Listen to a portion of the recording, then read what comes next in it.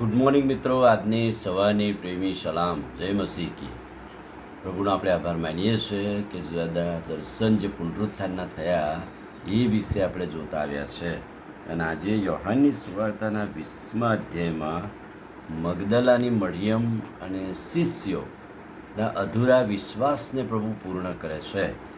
જો એ અધૂરો વિશ્વાસ લઈને ગામમાં જાય, શહેરમાં જાય, તો પુનરુત્થાનનો સંદેશો અધૂરો રહે.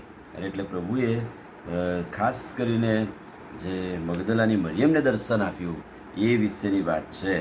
20મા અધ્યાયના 1 થી 10 વચનોમાં જ્યારે મગદલાની મરિયમ કબર આગળ આવી અને કબર ખાલી જોઈ ત્યારે પાછી ગઈ અને શિષ્યોને એટલે સિમોન પિત્તરને અને યોહાનને આ વાત જણાવી અને તેઓ બધા સાથે મળીને કબરે આવે છે. પણ આ બે શિષ્યો એ કબર ખાલી જોઈને ફરી પાછા જતા રહે છે. કેમ કે 8 ને 9 અને 10 વચન શું કહે છે કે બીજો શિષ્ય જે કબર આગળ પહેલો આવ્યો હતો તે માહે જઈને જોયું ને વિશ્વાસ કર્યો, કેમ કે તેણે મરી ગયેલામાંથી પાછા ઉઠવું જોઈએ એ શાસ્ત્ર વચન તેઓ ત્યાં સુધી સમજતા નહોતા. અને પછી એવું લખ્યું છે કે ત્યારે શિષ્યો પાછા પોતાને ઘેર ગયા. શિષ્યો અધૂરો જ વિશ્વાસ લઈને પાછા જતા રહ્યા. પુનરુત્થાનનો સંદેશો અધૂરો છે. કબર ખાલી જોઈ પણ ઈસુ ક્યાં છે એ સંદેશ, એ દર્શન નહોતું. પણ અહીંયા 11મા વચનથી 18મા વચન સુધીમાં આ મરિયમ, મગદલાની મરિયમ એ પાછી ઘેર નહીં, રડતી રડતી ત્યાં ઊભી રહી. અને એણે જે ઈસુનું મુર્દું મૂકવામાં આવેલું તે જગ્યાને ફરી ખરી ખાતરી કરી અને વાતચીત થઈ.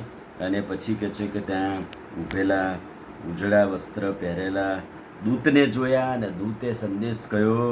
અને પછી તોય મરિયમને ભરોસો નહીં આવ્યો. અને પ્રભુને એમ લાગ્યું કે આ સ્ત્રીને મારે સ્પેશિયલ દર્શન આપવું જોઈએ. અને ઈસુ તેને કહે છે 15મું વચન કે ભાઈ તું કેમ રડે છે અને કોને શોધે છે? તું કેમ રડે છે અને કોને શોધે છે? આ તો ખાલી કબર છે. ખાલી કબર આગળ આવીને તું આંસુ પાડીશ એ નકામા છે. અહીં રડવું ને કકળવું એ વ્યર્થ છે. અને એટલાના માટે તોય મરિયમ કહે છે કે પ્રભુને ઓળખી શકતી નથી. અને તો એક માળી હશે, કોઈક મને સજેસ્ટ કરવા આવ્યું છે ભાઈ તુંય ઘેર જા. પણ અહીંયા પ્રભુ એને મરિયમ કહીને સંબોધે છે ને ત્યારે કહે છે કે મરિયમ પણ તેને કહે છે કે રાબ્બોની એટલે ગુરુજી. અને અહીંયા મરિયમ અને ઈસુ વચ્ચેની વાતચીતમાં પુનરુત્થાનનું દર્શન મરિયમને પ્રાપ્ત થાય છે.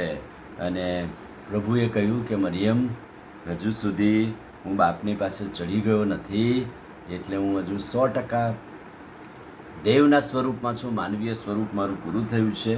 પણ કહે છે કે તું જા અને શિષ્યોને ખબર આપ કે પ્રભુને ત્યાં જોયા છે. વાત કે જો શિષ્યો તો અધૂરો વિશ્વાસ લઈને પાછા જતા રહ્યા. પણ કહે છે કે આ મરિયમને પ્રભુએ દર્શન આપ્યું. ભાઈ તું કેમ રડે છે? તું કોને શોધે છે? અને મરિયમે રાબ્બોની ગુરુજીની પાસેથી પુનરુત્થાનનો સંદેશો પ્રાપ્ત કર્યો. અને જે શિષ્યો અધૂરો વિશ્વાસ છોડીને જતા રહ્યા એમને કહેનારી મગદલાની મરિયમ એ સાચી સુવાર્તિક બની. અને એણે જઈને પુનરુત્થાનનો સંદેશો આખા ગામમાં તો નહીં પણ શિષ્યોને કહ્યું. અને શિષ્યોએ પછી આખા ગામમાં જાણે મગદલાની મરિયમે આવીને શિષ્યોને ખબર આપી કે મેં પ્રભુને જોયા છે અને તેણે મને એ વાતો કહી છે. હવે એ કહે છે કે મેં પ્રભુને જોયા છે. હવે હું રડતી કકડતી ખાલી ખબર આગળ નથી, પણ પુનરુત્થાન પામેલા પ્રભુને લઈને નીકળી છું. મારા હૃદયમાં હવે ખાલી હૃદય નથી પણ ઈસુ છે. ઈસુના દર્શન મને પ્રાપ્ત થયા છે. આમીન. પ્રાર્થના કરી. વાલા પ્રભુ, આજે સવારે એ ખાલીપણાના જીવનમાં તમારા પુનરુત્થાનના દર્શન અમને થાય. અને આજે પણ તમે કેટલા અસંખ્ય લોકોને એ વિશ્વાસમાં મજબૂત કરો છો. શિષ્યોની માફક અમે પણ પાછા નાસી જઈએ છીએ, પણ આવી વ્યક્તિઓ મગદલાની મરિયમ જેવી સ્ત્રીઓ મારફતે પુનરુત્થાનનો સંદેશો એ શિષ્યો સુધી ગયો કે જેમણે વિશ્વાસ કર્યો અને પ્રભુનો મહિમા કર્યો. પ્રાર્થના પ્રભુ ઈસુના નામમાં કરીએ છીએ. સાંભળો ને માન્ય કરો. આમીન. God bless you.